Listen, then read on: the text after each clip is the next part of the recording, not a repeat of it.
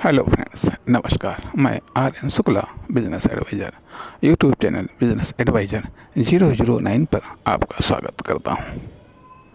आज लेख या परंपरा से हट करके मैं एक आपको धार्मिक लोक कथा ही सुनाने जा रहा हूं। लोक कथा मैं इसको इसलिए कह रहा हूं क्योंकि ये एक साहित्यकार की कल्पना है और इस धार्मिक कथा का शीर्षक है भगवान राम की गवाही। हमारे समाज में ये परंपरा है, अभी भी है, कि जब किसी की शादी हो जाती है, शादी के बाद में लड़की वाले वर पक्ष के लोगों को अपने घर पर बुलाते हैं, जिनमें दूल्हा दूल्हा के भाई, उसके माता पिता, उसके माता नहीं पिता, चाचा वगैरह जो भी है, ठीक है, उनको अपने घर पर आमंत्रित करते हैं गवाही के लिए। और फिर ये लोग आते हैं और लड़की वाले उनका स्वागत सत्कार करते हैं। जैसा समय हुआ उसके अनुसार 1-2-4 दिन वो रोकते हैं उनको, उसके बाद में फिर सम्मान और दक्षिणा के साथ में विदा कर देते हैं। मैं इसकी ऐतिहासिकता की प्रमाणिकता ऐतिहासिक रूप में मैं इसको प्रमाणित नहीं करता। हो सकता है किसी दस्तावेज में हो या ना हो, मैं ये भी नहीं कहता। सिर्फ केवल आप आनंद लीजिएगा इसका। यह एक हास्य और धार्मिक रस दोनों में मिली हुई एक कथा है। तो इसी परंपरा का निर्वाह करते हुए राजा जनक ने सोचा कि अब तो रामचंद्र जी का वनवास भी हो गया है, अब ये राजा बन गए हैं। तो उस समय विवाह के बाद में, क्योंकि कुछ समय के बाद में वनवास हो गया था, इस कारण से रामचंद्र जी की गवाही का कार्यक्रम नहीं बन पाया था। तो क्यों ना अब गवाही का कार्यक्रम बनाया जाए। तो उन्होंने भाई निमंत्रण भेजा, दूत भेजे, कहा कि मैं आपके चारों भाइयों सहित मैं आपका गवाही का कार्यक्रम करना चाहता हूँ, इसलिए आप आइए और हमारे इस कार्यक्रम को सफल बनाइए। अब रामचंद्र जी ने ये निमंत्रण भेजा, जवाब दिया कि तब की बात और थी, तब हम थे भाई, हमारे भाई लोग थे, लेकिन अब हमारे साथ में हमारे न केवल भाई लोग हैं, बल्कि हमारे कुछ बंदर और भालू भी मित्र हैं, जिनमें हनुमान जी, जामुन जी, अंगद वगैरह, सुग्रीव वगैरह का ये सब लोग भी हैं। इसलिए बिना इनके जो है मैं गवाही कैसे कर सकता हूँ। इसलिए हमारे सामने समस्या ये है, और ये सब लोग उत्पाती भी हो सकते हैं। इसलिए मैं सोचता हूँ कि कहीं आपको समस्या न हो जाए, इस कारण से मैं फिलहाल तो इसको मैं स्थगित करता हूँ। राजा जनक ने जब ये जवाब सुना तो उन्होंने दूसरा पत्र भेजा, कहा चाहे जो कुछ हो, जिनको भी आप लाना चाहें हम उनका सादर स्वागत करेंगे, हम उन्हें सादर आमंत्रित करते हैं। जो भी बंदर भालू, जो भी आपके इष्ट मित्र या हृदय के राक्षस भी आपके यदि मित्र हैं, तो मैं उनका भी स्वागत करने के लिए तैयार हूँ। लेकिन हमारी ये इच्छा है कि हाँ, आप सब लोग अपने बंधु बांधवों सहित यहाँ पर आएँ और हमारी अगवानी, मतलब हमारी गवाही, जो गवाही की रस्म है, इस रस्म को पूरा करके हमें सौभाग्य प्रदान करें या हमें गौरवान्वित करें। कहा भाई ठीक है, कोई बात नहीं, जब नहीं मानते हो तो फिर चलो, तुम्हारी तमन्ना भी ऐसी पूरी होती है कि तुम भी याद रखोगे और आने वाले समय में भी लोग याद रखेंगे कि हाँ, कभी किसी की गवाही हुई थी। खैर भाई, कोई बात नहीं। अब भाई रामचंद्र जी ने कहा कि भाई अब गवही है भाई, आप लोग तो हमारे विवाह में तो सम्मिलित नहीं हो पाए, लेकिन चलो कोई बात नहीं, अब कम से कम गवही में तो आपको शामिल होने का सौभाग्य मिलेगा ही। इसलिए चलिए भाई गवही की तैयारी कीजिएगा। खैर भाई, गवही के लिए बंदर भालू अंगद जी और हनुमान जी ये सब क्या कहने के, अब तो भाई रामचंद्र जी की गवही के लिए जा रहे हैं, वो भी जनकपुर जा रहे हैं। आनंद, परमानंद, ब्रह्मानंद। खैर भाई सब चल दिए। लगभग शाम के समय में जनकपुर के पास पहुँचे तो राजा जनक को खबर लग गई कि हाँ भाई सब लोग आ रहे हैं गवाही के लिए जो है कि। तो अब उधर से ये परंपरा रही है कि अगवानी होती थी। अगवानी हिंदू समाज में कि जब बारात आती थी दरवाजे के आसपास, तो लोग पुराने ज़माने में आग जला करके या मसाल जला करके या कंडा और कंडे में कुछ कपड़ा और मिट्टी तेल वगैरह भिगो करके उसको बल्लम में लगा करके उसको आग जला करके जो है, क्योंकि तब गांव में इस प्रकार की आधुनिक लाइट की व्यवस्था नहीं थी, तो इसलिए ये उजाले के रूप में इन सब चीज़ों का वो प्रयोग करते थे। अब इधर से जब इन्होंने अगवानी के लिए जो है ये लोग अपनी उजाले की व्यवस्था ले करके, कोई बल्लम में और कोई डंडे में जो है और कोई किसी चीज़ में जो है वो कंडा और कोई कपड़ा, कोई उसमें मिट्टी तेल ये सब लगा करके आग जला करके वो सब स्वागत करने के लिए वहाँ पर खड़े। उधर से जब उन लोगों ने देखा कि आए ये तो भाई हमारा स्वागत कर रहे हैं, और इधर से कहीं न लालटेन न मोमबत्ती कुछ नहीं है। अब आपस में विचार विमर्श हुआ कि आखिरकार भाई ये तो मामला गड़बड़ है, ये तो बड़ी बेइज्जती हो जाएगी, कुछ न कुछ व्यवस्था करनी चाहिए। अब वहाँ पर तो एक से एक बुद्धिमान ठहरे हैं। अब बंदर भालू सब हैं, कुछ शरारती कुछ बुद्धिमान। उन्होंने सोचते सोचते एक आइडिया आ गया, कहा अरे ये तो आग ही तो जला रहे हैं, इसमें कौन सी प्रॉब्लम वाली बात, कहा हनुमान जी की पूछ किस काम आएगी। इन्होंने लंका को जलाया था, और अब और इस समय तत्कालिक तौर पर क्या व्यवस्था हो सकती है जा करके। तो फिर कहा, फिर कहने के बाद हनुमान जी को बुलाया गया, कहा तुरंत अपनी पूछ बढ़ाओ, और जो कुछ भी टेंट फेंट था, जो कुछ साथ में लाए थे, कुछ गद्दा बिछौना चादर वगैरह ये सब लाए थे सामान सट्टा, कहा इसको लपेटो हनुमान जी की पूछा फटाफट। और हनुमान जी की पूछ में लपेट दिया भैया, और लपेट कर आग लगा दी। उधर से अगवानी, इधर से अगवाना तैयार, भम्बर भम्बर भम्बर, हनुमान जी की पूछ जलने लगी। इतने ही बड़ी अगवाना, उधर से वो जरा से वो कंडे लेकर के आए थे, और इधर हनुमान जी की पूछ हाहाकारी है। अब तब तक बंदरों को कुछ सारा रस सूझी। कहा ये बताइए हनुमान जी, भाई हमने सुना था आपने लंका में आग जलाई थी, परंतु मैंने तो नहीं देखा था कि आपने लंका में आग जलाई थी। जब हम गए थे वहाँ पर लंका पहले की जैसी थी, इसलिए तुमने सिर्फ झूठ बोला था, तुमने भौकाल बनाया था। जो भला बताओ, आपसे झूठ बोलने की उम्मीद नहीं की जा सकती थी। ये तो देखा कि आपकी पूंछ जल रही है, ऐसे ही पूंछ कहीं जली होगी, जाकर के उसको जाकर के समुद्र में बुझा दिया और कह दिया हम लंका को जला करके आए हैं। सेहत में तो क्यों झूठ बोलते हो।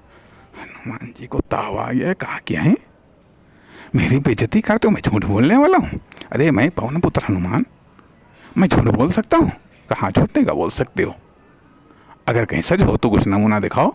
का ठीक अभी नमूना दिखाते। अरे हनुमान जी उड़े और जनकपुर के चारों कोनों में आग लगा दी। का देखो ऐसे लंका जली थी। अरे भैया वो सब भगवानी वाले आए, भगवाना सब छोड़ छाड़ करके भागे। कहा कि अरे चलो भैया अपना घर बचाओ चल करके जो है, यहाँ तो आग लग गई। अब भाई सब मामला सब गड़बड़ हो गया, जा करके जो है सब अपने अपने घरों की तरफ भागे।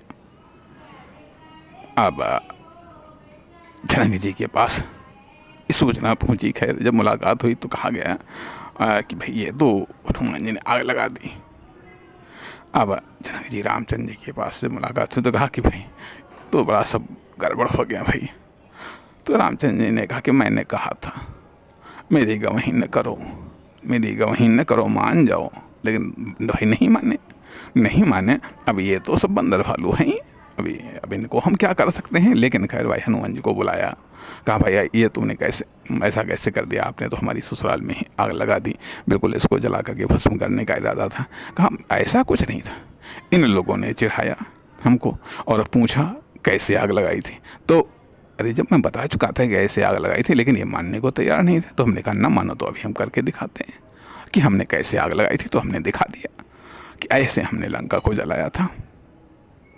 कहा अच्छा अब ऐसा है, ठीक, अब तुमको तो मामला यहाँ पर सब सस्पेंड किया जाता है। अभी तक इस बंदर भालू के जो नायक थे, सेनापति या कमांडर कह लीजिएगा, वो हनुमान जी थे। कहा हनुमान जी ने तो गड़बड़ कर दिया, इनको तुरंत तत्काल प्रभाव से इनको सस्पेंड कर दिया गया। इनके स्थान पर भाई अब अंगद जी को नियुक्त कर दिया गया। कहा ऐसा है, अब अंगद बुद्धिमान आदमी है, ठीक है, बुद्धिमान प्राणी है, इसलिए अब जो कुछ अंगद करें वो सब करना, अर्थात अंगद के आदेश अनुसार इनके कार्यों का आप अनुकरण करना। सब ने कहा ठीक है भाई, बिल्कुल ठीक है। अब खाने की व्यवस्था होने लगी है। खाने की लंबी लंबी कनातें बिछ गई जा करके, लंबी लंबी पंक्तियां बिछ गई जा करके। अब वहाँ पर भाई अंगद जी सब बैठे। अब सब्जी परोसी जाने लगी, और सब्जी क्या कहने भाई, इतनी खुशबूदार कि बेचारे अंगद जी खुद को न रोक पाए। इससे पहले कि पंडित जी भोग लगाएं और शुरुआत करें, लेकिन अंगद जी का सबर डोल गया। उन्होंने कहा कितनी बढ़िया खुशबू। देखा इधर उधर, देखा कि सब थोड़ा अपने अपने पत्तल की तरफ ध्यान दे रहे हैं, कौन कौन चीज़ परोसी जा रही है। इन्होंने सराख से उंगली सब्जी में डुबोई और चट से चाट लिया। लेकिन बंदर क्या जाने अदरक का स्वाद, उस सब्जी में पड़ी थी अदरक। अब उस सब्जी में पड़ी थी अदरक, अब बंदर को अदरक के स्वाद का पता नहीं, उसको पता नहीं वो सब्जी कैसे लगी, और उसने थूक कर दिया, बेकार। अब आदेश हो चुका था कि अंगद जी के कार्यों का अनुकरण करना है। परिणाम अब हर बंदर उंगली सब्जी चाटता और तुरंत उंगली से सब्जी चाटता तुरंत। वहाँ पर सैकड़ों की संख्या में बंदर भालू सब बैठे थे, सब यही काम करने लगे। सब परसने वाले बिल्ला के कहा ये क्या हो रहा है, कल किसी ने आग लगा दी और आज ये सब थू कर रहे हैं। खैर अंगद जी की बेइज्जती हुई। कहा बताइए ये आपने क्या कर दिया। कहा हुजूर मैंने जीवन में पहली बार ऐसी सब्जी की खुशबू सूंघी थी और मैं अपने सब्र को कंट्रोल न कर पाया, मेरी नीयत खराब हो गई। इससे पहले कि आदेश होता भोजन का और मैंने इधर उधर देखा, कोई नहीं देख रहा है, और अचानक से मैंने उसका स्वाद ले लिया। लेकिन मुझको क्या पता था ये सब मेरी तरफ देख रहे हैं, और हुजूर मैं उसमें संभवतः न जाने ऐसी कौन सी चीज़ पड़ी थी जिसका स्वाद मैं नहीं जानता। परिणाम फिर वो मुझसे कुछ स्वीकारणी नहीं हुई और मैंने उसको थूक दिया। तो बाकी बोल पड़े आपने तो कहा था इनके मार्ग का अनुकरण करना, इसीलिए जो है कि मैं भी चाहता था, थूकता था, मेरी भी समझ में नहीं आती थी ये सब्जी कैसी बनी है। रामचंद्र जी ने कहा चलो भाई तुमने गलती तो बहुत की और इस गलती के कारण तुमको भी सस्पेंड कर दिया जाता है। कहा अब तीसरे नंबर पर बुद्धिमान जामवंत जी कहा ऐसा है, अब भाई अब आप सबसे बड़े बुद्धिमान हैं, इसलिए अब से आपको बंदर और भालुओं का नेता चुना जाता है। इसलिए आप सबको संभालिएगा, और ताकि ये सब हमारी बेइज्जती न करवा पाए, क्योंकि कुछ हनुमान जी ने हमारी बेइज्जती करवा दी, कुछ अंगद जी ने बेइज्जती करवा दी। अब हम चाहते हैं कि अब आप हमारी इज्जत को संभालें। खैर कोई बात नहीं। जामवंत जी ने कहा कि सोचा कि ठीक है प्रभु, हम आपके आदेश का पालन करेंगे, कोशिश करेंगे, लेकिन होने को तो कुछ और ही मंजूर था। अगले दिन भाई फिर भोजन की नौबत आई तो आज कटहल की सब्जी बनी हुई थी। और जनकपुर का कटहल बड़ा मशहूर है, बताते हैं आज भी मशहूर है वहाँ बड़ा बड़ा कोया वाला कटहल, क्या कहने। अब जामुन जी उस कोया को उठाया उन्होंने और वो देखने लगे, सोचने लगे, भाई अब मैं बूढ़ा हूँ और ये इतना बड़ा कोया, पता नहीं ठोस हो, मुलायम हो, क्या हो, हैं, इसको ज़रा चेक करना चाहिए, क्योंकि अगर कहीं ये मिट्टी में हिलक गया, अटक गया, तो फिर मैं गोंगो गोंगो करते रह जाऊंगा और मेरे प्राण पखेरु उड़ जाएंगे। इसलिए ज़रा ये देखें कि ये ठोस है या मुलायम है। और वो बेचारे देख ही रहे थे, इतने में कहीं जरा सा बलवान जामुन जरा सा प्रेशर उस पर लगा कि उसके अंदर का बिया जो था वो शौक से ऊपर उछल गया। अब जामुन जी ने कहा, वाह भैया वाह, तुम तो हमारी जवानी को चैलेंज कर रहे हो। भले ही मैं बुढ़ा हो गया हूँ, लेकिन तुमसे तो ज़्यादा ही कूद सकता हूँ।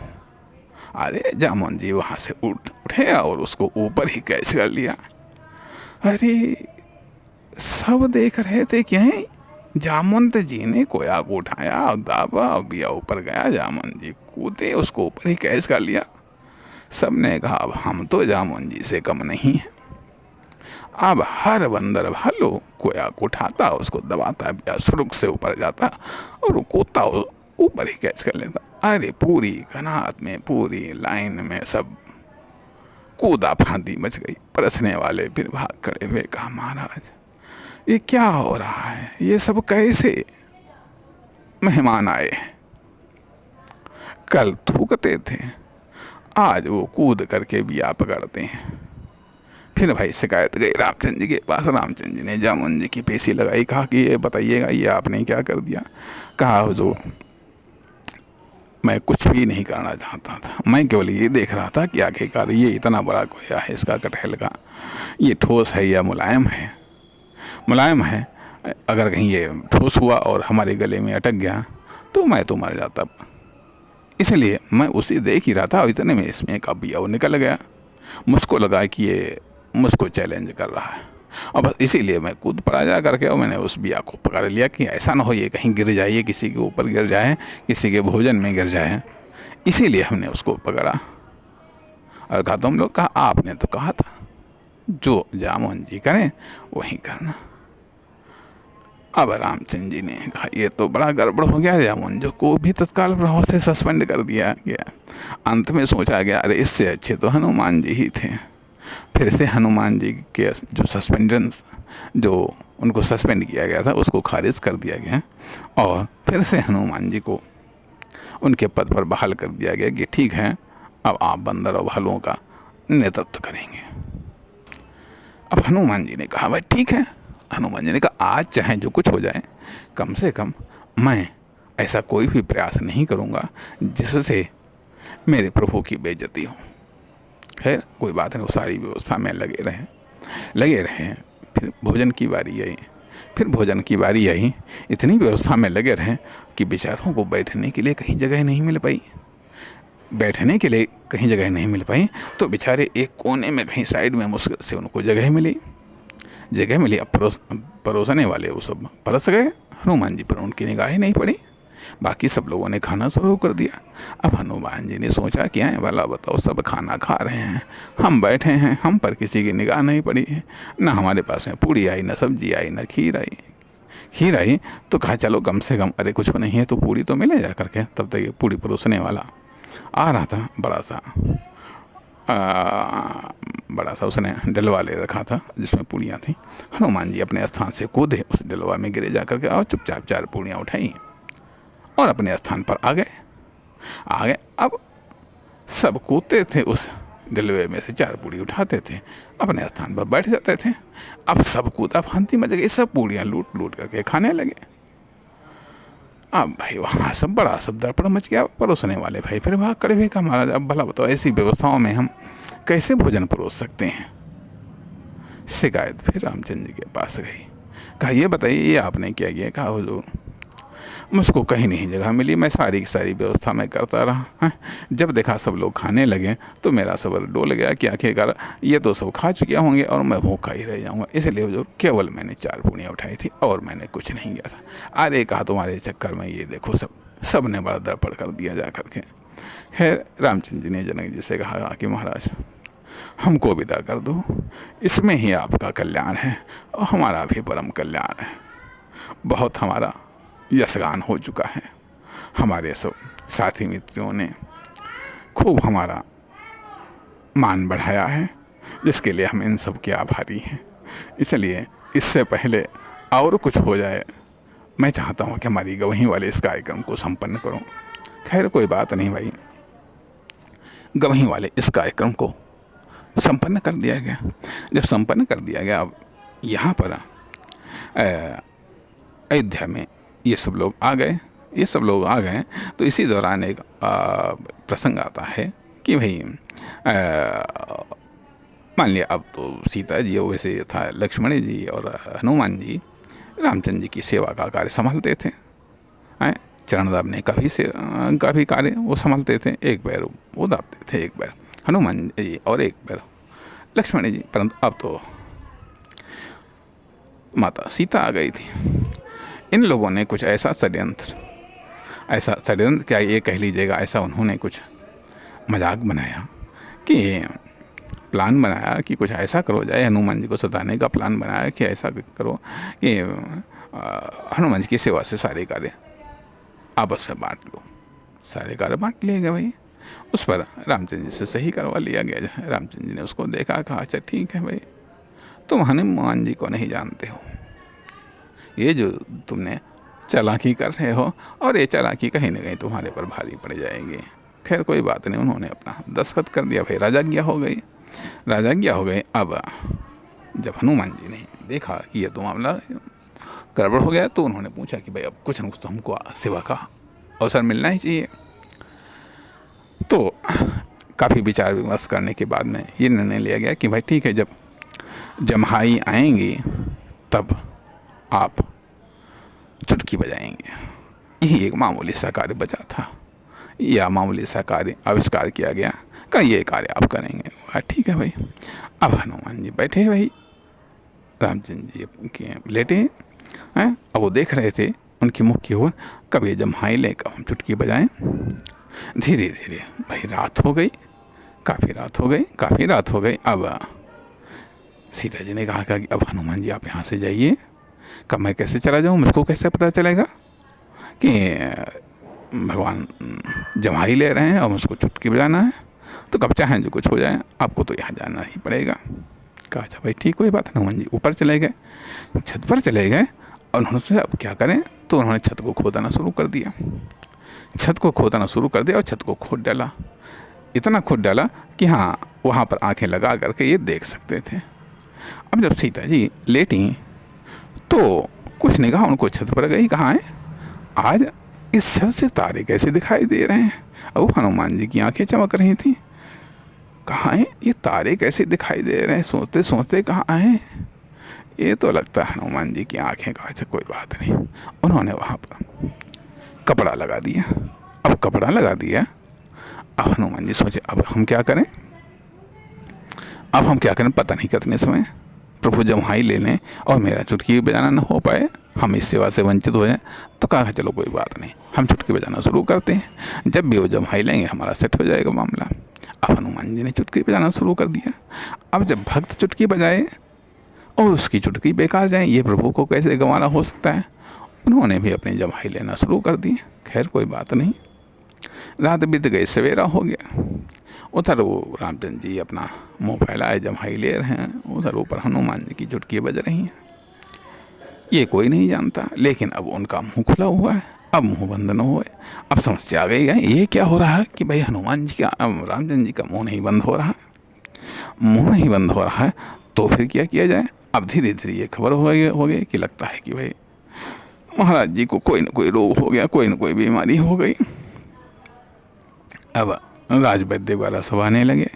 किसी की भी समझ में नहीं आया कि आखिरकार ये समस्या क्या है। अब सब बड़ा परेशान, किसी की समझ में कोई रास्ता नज़र नहीं आ रहा। तब तक किसी ने कहा कि सारे लोग तो यहाँ पर इकट्ठा हैं, लेकिन इनके परम भक्त हनुमान जी कहाँ पर हैं। तो कहाँ हनुमान जी का पता लगाया जाए। खैर तब सीता जी को याद आया कि हनुमान जी तो छत पर थे। तो कहा देखो छत पर तो नहीं है। छत पर देखा गया है कि भाई अब हनुमान जी अपना चुटकी बजाने में व्यस्त हैं, मस्त हैं। कहा ये क्या कर रहे हो? कहा मैं चुटकी बजा रहा हूँ। तो कहा ये बात क्या हुई? तब बताया गया कि ये शर्त हुई थी कि जब प्रभु जम्हाई लेंगे तो ये चुटकी बजाएंगे। तो कहा वो इसका यही कारण है। अब हनुमान जी से कह रहे थे कि चुटकी बंद करो, लेकिन अब हनुमान जी ने कहा कि मैं चुटकी कैसे बंद कर सकता हूँ? पहले उनका मुंह बंद करो, पहले वो जम्हाई लेना बंद करें तब मैं चुटकी बजाऊं। अब प्रभु कह रहे थे कि आखिरकार भला बताओ, भक्त की चुटकी बेकार जाएंगी, मैं कैसे मुंह बंद कर लूं? अब समस्या हुई, आखिरकार इस समस्या का समाधान कैसे हो? तो कहा फिर इसका तो समाधान यही है कि भाई एक लोग हनुमान जी की चुटकी बंद करो एक ही समय में, और एक लोग रामचंद्र जी का मुंह बंद करने का प्रयास करो। ये दोनों जब एक साथ होंगे तभी ये कार्यक्रम संपन्न हो पाएगा। आखिरकार फिर वही प्रयास किया गया। तब उधर हनुमान जी की चुटकी बंद हुई और इधर रामचंद्र जी का मुंह बंद हुआ। दोनों सामान्य अवस्था में आए। सामान्य अवस्था में आए तब सीता जी या अन्य लोगों को भी इस बात का एहसास हुआ कि वास्तव में हनुमान जी प्रभु के परम भक्त हैं। आखिरकार वो जो एक आदेश निकलवाया गया था, वो आदेश कैंसिल करके पुनः सारी व्यवस्थाएं पहले की तरह यथावत की गई। धन्य है प्रभु राम और धन्य है उनके परम भक्त हनुमान। नमस्कार।